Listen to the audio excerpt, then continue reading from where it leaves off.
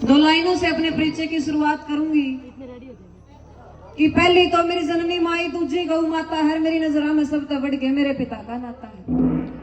पहली तो मेरी जननी माई, दूजी गौ माता है, मेरी नजरा में सब बढ़ के मेरे पिता का नाता है।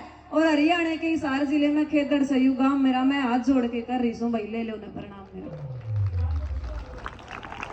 बहुत ही मान और सम्मान के योग्य पूरा का पूरा समराथल परिवार, मेरे सामने बैठे तमाम अतिथिगण, गांव और गांव के बाहर से आए बड़े बुजुर्ग, मेरी मातृशक्ति और प्यारे बच्चों, आप सभी को नमस्कार करती हूँ, राम राम करती हूँ, प्रणाम करती हूँ।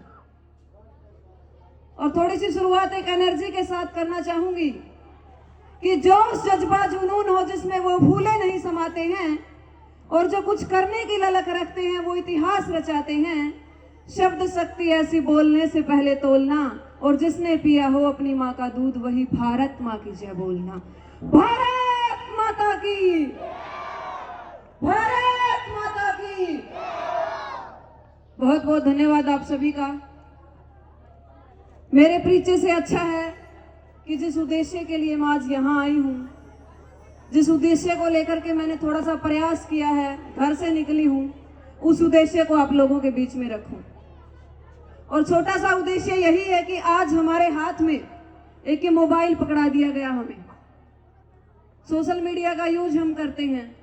आपके बच्चे जो मोबाइल में देखते हैं, आज राह चलते हाईवे के ऊपर रील्स का जमाना है। आज रियल के जमाने से हम बहुत दूर जा चुके हैं। इस रील्स के जमाने में हम अपने बच्चों को समझाएं कैसे, हम अपने बच्चों को हैंडल कैसे करें। हम अपने बच्चों को सिखाते हैं स्टार्टिंग में ही, जब बेटा फर्स्ट क्लास में जाता है तो मेरा बेटा बड़ा होकर अफसर बनेगा।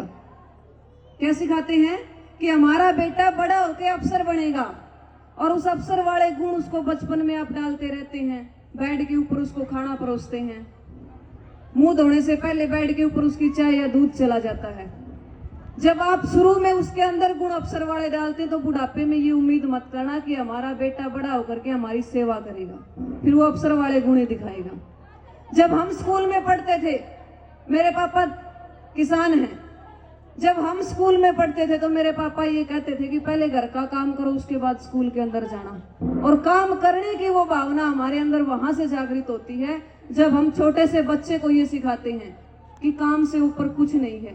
सबसे बड़ी चीज आप अपने कर्तव्यों का निर्वहन करें, और जिस चीज के लिए, जिन सपनों के लिए आपके माता पिता, औलाद इसीलिए की जाती कि बुढ़ापे में उसका सुख हो, इसीलिए की जाती है।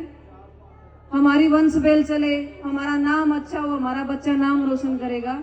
इसीलिए अच्छी चीजें बार बार उनके मन में डालना आपकी जिम्मेदारी है।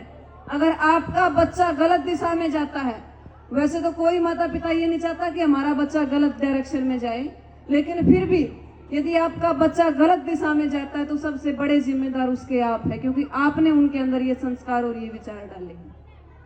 थोड़ा से टाइम की वैल्यू को मैं देखूंगी और एक छोटी सी दो लाइनों के माध्यम से आपके बीच में अपनी बात रखूंगी कि मेरा अभी एकता में अनेकता, हिंदू मुस्लिम सिख ईसाई आपस में सब भाई भाई, हम एक बहुत अच्छा संदेश देख रहे थे कि किस तरीके से हमारे देश के अंदर सांप्रदायिक दंगे बढ़ते हैं, और उन दंगों को लेकर के फिर हम इंसानियत को भूल जाते हैं और धर्म का झंडा उठाते हैं। उस धर्म के झंडे को गिराने के लिए और इंसानियत के झंडे को ऊपर रखने के लिए कि मेरा अभिमान जिंदा है, मेरा स्वाभिमान जिंदा है, और जब तक जिंदा है जमीर इंसान का, तब तक मेरा हिंदुस्तान जिंदा है, तब तक मेरा हिंदुस्तान जिंदा है।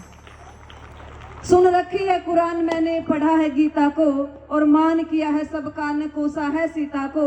मैं पूजा करती हूँ राम की, मेरे दिल में रहमान जिंदा है, और जब तक जिंदा है जमीर इंसान का, तब तक मेरा हिंदुस्तान जिंदा है।